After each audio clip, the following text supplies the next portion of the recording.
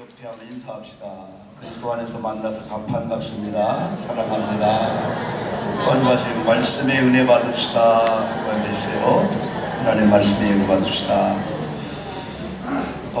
지난 여러분 한 주간을 넘어서 한 10일 동안 저는 이제 중부위원회 감독님 부부와 우리 감사님들 이 부부 한 60여 분이 인천공항을 지난 8일날 출발해서 바로 금요일날 오후 제가 교회 오니까 다시 한 주 됐습니다.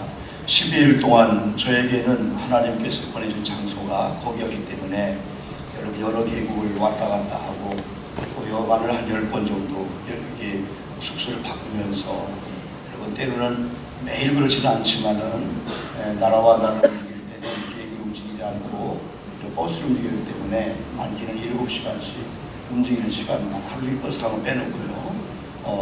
때로는 3시간, 4시간씩 이렇게 많은 이제 일을 하면서 이렇게 보냈습니다. 왜냐하면 거기가 하나님께서 보내준 저의 또 장소이기 때문에 저는 교회를 염려하고 나라를 염려했지만은 거기에 충실했습니다.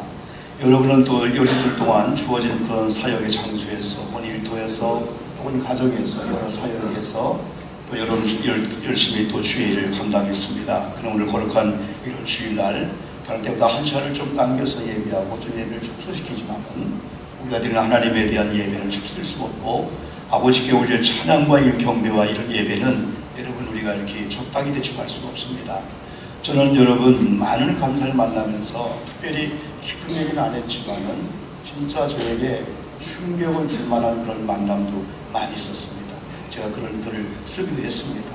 여러분 때로는 세미나를 통해서 때로는 어떤 집회를 통해서 어떤 환경을 통해서 사람이 변화되지만은 많은 감사들이 하는 여러 가지를 볼 때 이런 환경에 저런 환경에서 대처하는 방법을 볼 때 이야 정말 흠모할 만할 정도 배울 만할 정도로 훌륭한 그런 일들을 제가 보았습니다.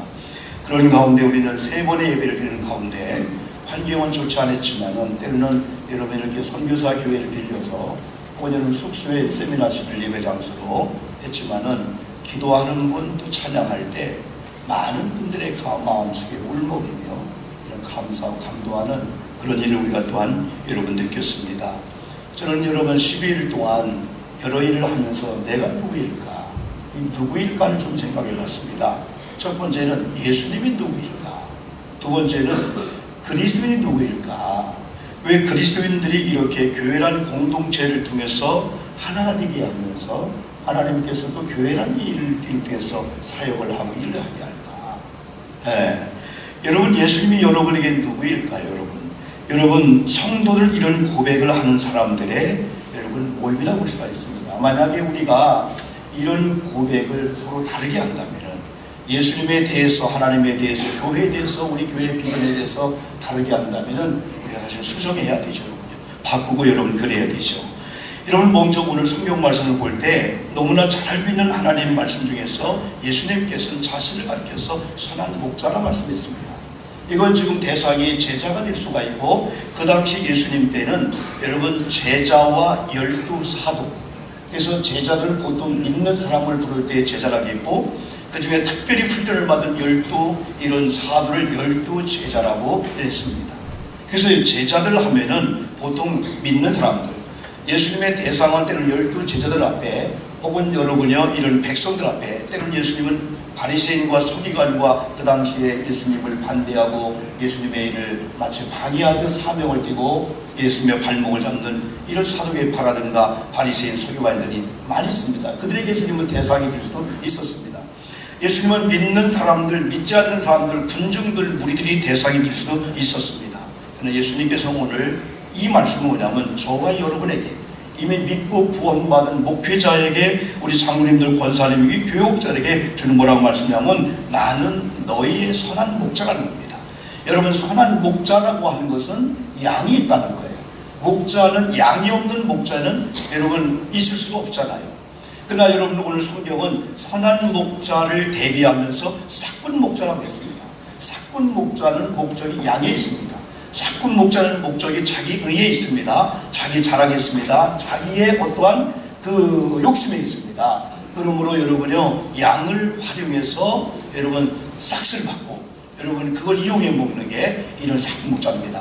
이런 사꾼 목자는 이리와 늑대와 상관이 없습니다. 왜? 여차하면 자기 몸을 보호해야 되니까 양을 두고 도망갑니다. 그리고 양을 앞세웁니다. 왜? 지기밭이라든가 여러 가지 위험한 일을 먼저 여러분 위험을 당하도록 그래야 합니다. 그러나 선한 목자는 그렇지 않다는 거예요. 선한 목자는 앞장서서 양들을 인도한다는 거예요. 그러면 주님이 선한 목자라고 하는 것은 우리가 양으로서 악한 양이 될 수가 있어요. 때로는 길 잃어버린 양이 될 수 있어요. 매일 여기저기 사람 붙으면서 이 양 저 양 붙으면서 뿔이 이러냐 풀이 이러냐 뭐 꼴이 이러냐 왜 그럴 것 아니냐 불평하는 그런 불평의 양이 될 수가 있어요. 그런데 오늘 선한 목자라는 말씀에는 너희들 선한 양이 되더라. 선한 양이 누구냐? 목자의 음성을 듣고 목자가 인도하는 장소에서만 꿀을 먹습니다. 목자가 인도하는 그런 장소에서만 물을 먹습니다. 선한 양은 목자가 인도하는 그늘가에서만 쉽니다. 아무 곳을 안 시켜놔서 않고 아무 데 가서 말씀 먹지 않습니다. 선한 양은 아무 데 가서 벌렁 누워있고 아무 데 가서 자기 몸을 맡기지 않습니다. 내가 있어야 할 자리, 내가 먹여야 할 걸 그걸 정확히 구분하면서 하나님이 정한 목자가 아니고는 예수님이 아니고는 구분도 없고요. 예수님이 아니고요. 다른 걸 인정하지 않는 거예요. 그래서 이 선한 목자가 된 주님께서는 나는 선한 목자다 이 말씀입니다. 나는 선한 목자라는 이 말씀에는 또 한 가지 뭐가 있냐면요. 구원의 문제와 꼴의 문제, 생명의 문제와 풍성의 문제가 다 목자 안에 있다는 겁니다. 양은 다만 목자의 음성을 듣고 오라면 오면 되고 가라면 가면 되고 먹으라면 먹으면 되고 여러분 앉으라면 앉고 쉬면 쉬고요. 그러면 됩니다, 여러분요. 그래서 가장 중요한 게 목자의 음성을 듣는 거예요. 목자의 음성이 어떻게 될 것인가? 내 이름을 부르냐, 아니면 가라는 거냐, 멈추라는 거냐, 방향을 펼쳐라는 거냐, 거기에 따라서 구원의 문제와 생명의 문제가 목자장이신 예수 안에 있다는 겁니다. 예수 외에는 여러분 구원이 없는 줄 믿습니다. 예수 외의 구원을 얘기하는 거 이건 다 이단이고 가짜고 거짓 선자입니다. 하나님의 심판의 대상이 될 수밖에 여러분 없지요. 그러면서 여기는 꼴의 문제와 풍성한 문제 해결되는 겁니다. 여러분 제가 이번에 많은 감사님 만났을 때요. 야 그래도 시골교회 목회하든 도시교회 목회하든 개척을 하든 간에 하나님께서 감사님들 그 자녀들을 그렇게 훌륭하게 하나님 인도해 줌을 보고요. 진짜 은혜를 많이 받았습니다. 여러분 다 자기 자녀를 소개하는 과정 속에서요. 아니 어떻게 우리가 볼 때는 우리 목사님께 안 봤는데 자녀들이 다 훌륭하게 돼가고요. 얼마나 아름다운 그런 자리에서 때로는 목회자로서 때로는 여러분 사모로서 때로는 음악가로서 성악가로서 의사로서 여러분 때로는 비엔나 거기서 우리 목사님 자녀를 만났거든요. 오스트리아 찾아왔더라고요. 여러분요. 여러 자녀들이 잘 되는 걸 볼 수가 있어요. 저는 그걸 통해서요. 여러분 세상의 이 꼴과 이 풍성은 여러분의 사업자예요. 여러분 직장이에요. 우리가 먹는 거 입는 겁니다. 우리가 염려하는 그겁니다. 여러분 이 모든 것이 어디에 있냐면은 예수 안에 있다는 거예요. 예수가 꼴을 예수가 풍성함을 주셔야만이 우리가 받을 수 있다는 걸 알 때 우리는요 그분을 매달릴 수 있고 그분을 바라볼 수밖에 없게 되는 거예요. 근데 여러분 예수님이 목자가 되시고 예수님이 선한 목자가 된다 할 때 이 목자가 결국은 구주가 된다는 사실이에요. 그래서 선한 목자를 따르는 사람은 예수님을 뭐라고 고백하냐면은 예수님은 나의 구주요 나의 주님이라 고백하는 이 구주 속에 구주 고백 속에서 우리 생명과 구원의 문제가 바로 여기 있게 되는 거예요. 여러분 생명을 주신 그 주님께서 바울이 이런 예수를 만났어요. 나의 생명이 누구냐? 나를 지옥에서 천국 보낼 분이 누구냐? 나를 구원할 분이 누구냐? 그 예수님을 알기 때문에 로마서 8장에서는 나를 구원하시려고 아들 예수 그리스도를 주신 하나님이 어찌 그 아들과 함께 다른 걸 안 주겠냐 이겁니다. 그런데 문제는 뭐냐면 이 구원의 문제, 생명의 문제를 해결받지 못하고요. 어떻게 하면 좋은 꼴을 먹을까? 어떻게 하면 풍성한 삶을 살까? 어떻게 하면 내 자녀가 잘 되고 내 사업장이 잘 되고 내가 좀 행복할까? 라고 하는 거기에 매달리다 보니까 이건 뿌리 없는 나무나 똑같아요. 탓을 잃어버리는 돛담배와 똑같게 되는 거죠. 여러분 염려하지 마십시오. 여러분이 선한 목자장이신 예수를 구주와 주님으로 믿는다면 여러분에게 있어서 예수님은 구원이요 여러분 생명이기 때문에 여러분의 꼴과 풍성함도 구원을 여러분에게 주실 줄 믿습니다. 이것이 없는 구원은 안 돼요. 조금 바꿨으면 좋겠어요. 우리가 열심히 하는 그 열심을 조금만 여러분 되풀려 주고요. 생명의 주가 되시고 구원의 주가 되신 일을 한번 만나봤어요. 어느 한 남자와 한 여자가 지식적으로 이성적인 걸 알다가 어느 날 만났어요. 진짜 그 아내를 만났어요. 진짜 그 남편을 만났을 때요, 죽고 못 사는 관계예요. 이 만난다고 하는 게 얼마나 여러분 중요하죠. 여러분, 선한 목자장이시는 예수 그리스도를 선한 목자로 따르는 성도님들은 두 번째 고백이, 여러분, 그분은 나의 주님이시라는 고백입니다. 이 주님이라는 고백은요, 옛날 신약시대, 예수님 시대는 부인들이 남편을 향하여 아도나이를 했습니다. 아도나이라는 의미는 뭐냐면 성경적으로 나의 주인이 있다는 의미입니다. 부인이 남편을 부를 때 아도나이, 그건 뭐냐면 나의 주인이요. 여러분, 예수님을 아도나이라고 부를 때 이건 주님인데, 이건 주가 된 주권자, 주인이 된다는 거예요. 여러분, 예수님이 우리의 구주와 주님을 동시에 믿는 그런 우리가 되면요, 그 다음부터요 막히게 되는 겁니다. 우리나라의 그 메르스로 인해서 막 혼란이 오잖아요. 그죠? 막 마비가 되잖아요. 우리나라는 특별히 외국인들이 우리나라를 볼 때 한국은 특별히 편향성이 강한 나라입니다. 매스컴 하나가 소금을 많이 먹지 마세요 하면은 그 다음부터 소금이 안 나요. 그 다음날 매스컴에서 너무 싱겁게 먹는 것도 병에 좋지 않습니다. 병 나는데 이유가 됩니다. 했을 때 금방 소금이 나요. 매스컴이 이런 기자들이 그걸 알기 때문에 백성들을 한쪽으로 몰아가는데 한순간에 몰아갈 수가 있어요. 희한한 것은 저희 12일 동안 많은 국경을 넘나들었고, 많은 현지인 식당을 왔다 갔다 했고, 한국인 식당은 한 번에 2번 왔다 갔다 했어요. 그리고 많은 여러분 여행지, 수많은 사람을 만났을 때 한 번도 마스크 할 사람이 없었고, 한 번도 한국 사람입니까? 그런 사람이 없었고, 검역하는 과정과 이런 과정에서 기계로 했겠지 모르지만은 우리를 일일이 체크한다는 게 없었어요. 그러나 간간히 와이파이가 터지는 곳에서 목사님들이 얘기를 들을 때 대한민국이 좀 난리가 나요. 메르스입니다.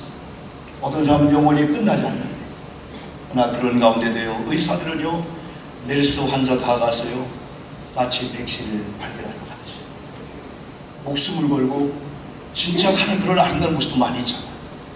그러면서 바깥에 나가면 뭐 더 애국자가 된다고 여러분 나름대로 고국에 대해서, 조국교에 대해서 솔직히 빨리 가고 싶었어요. 얼른 가서 함께하고 싶었어요. 그러나 거기에서 우리가 작은 기도지만은 기도 많이 했습니다. 메르스는 반드시 나가지만은 이런 걸로 인해서 우리가 갈리지 않고 분리되지 않고 오히려 통합이 되면서, 오히려 이걸로 인해서 우리나라 의사들이, 우리나라 병원들이 새로운 막 신약을 발견할 정도로 좋은 기회가 될 수 있도록. 왜냐하면은 옛날 에볼라가 수많은 사람을 죽였게 했잖아요. 이 에볼라가 아프리카에서 한두에 있었던 게 아니고 지금도 있습니다. 아프리카인들이 에볼라가 걸렸을 때는 별로 이게 관심의 대상이 안 되는데, 미국의 의사가 에볼라 걸려서 믿어봤을 때 전 세계가 비상에 걸렸습니다. 그러면서 미국에서 에볼라 백신을 만드는 그런 일에 투자하게 된 겁니다. 그런 것에 히트를 줬지 않습니다. 그리고 우리는 이 메르스라는 걸 통해서 영적으로 여러 가지 할 말이 많이 있습니다. 그러나 안 믿는 자들이 듣지 않는 이야기 많아요. 그러나 우리는 나름대로 기도하고 얘기하고 다 하지만은 어떻게 보면 대한민국이 이 메르스라고 하는 이 일에서 빨리 우리가 자유함을 얻으면서, 이걸로 인해서 소비가 위축되면서 관광이 위축되고 숙박업계 가요, 다 가게 가요, 사람이 많은 모임 무리에 갑니다. 안 갑니다. 네? 이 교회가 각 집회를 다 여러분 연기하고 다 증서하고 있습니다.